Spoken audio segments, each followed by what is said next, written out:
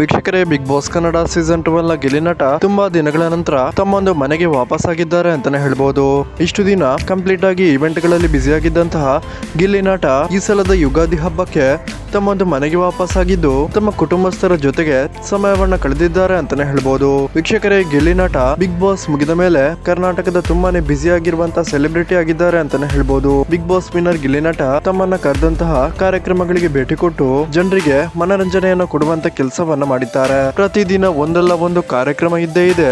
ಹಾಗಾಗಿ ತನ್ನ ತಂದೆ ತಾಯಿಗೆ ಸಮಯವನ್ನ ಕೊಡೋದಿಕ್ಕೆ ಆಗ್ತಿಲ್ಲ ಅಂತ ಸ್ವತಃ ಬಿಗ್ ಬಾಸ್ ಗಿಲ್ಲಿ ನಟ ಅವರೇ ಖಾಸಗಿ ಮಾಧ್ಯಮವೊಂದರ ಸಂದರ್ಶನವೊಂದರಲ್ಲಿ ಹೇಳಿಕೊಂಡಿದ್ದರು. ಆದ್ರೆ ಈ ಸಲ ವೀಕ್ಷಕರೇ, ಈ ಸಲದ ಯುಗಾದಿ ಹಬ್ಬಕ್ಕೆ ಕುಟುಂಬಕ್ಕೆ ಸಮಯವನ್ನ ಕೊಡ್ಲೇಬೇಕು ಅಂತ ಹೇಳಿ ಬಿಗ್ ಬಾಸ್ ಗಿಲ್ಲಿ ನಟ ತಮ್ಮೊಂದು ಮನೆಗೆ ವಾಪಸ್ ಆಗಿದ್ದು ಕುಟುಂಬಸ್ಥರ ಜೊತೆಗೆ ಸಮಯ ಕಳೆಯುತ್ತಿರುವ ಆ ದೃಶ್ಯಗಳನ್ನ ಇಲ್ಲಿ ನಾವು ನೋಡಬಹುದಾಗಿದೆ. ವೀಕ್ಷಕರು, ಯಾರೆಲ್ಲ ಗಿಲ್ಲಿ ನಟ ಅವರನ್ನ ರಿಯಲ್ ಲೈಫ್ ನಲ್ಲಿ ಲೈವ್ ಆಗಿ ನೋಡಿದ್ದೀರಾ, ಈ ವಿಡಿಯೋಗೊಂದು ಲೈಕ್ ಮಾಡಿ ಮತ್ತು ಗಿಲ್ಲಿ ನಟ ಅಂತ ಕಮೆಂಟ್ ಮಾಡಿ ತಿಳಿಸಿ.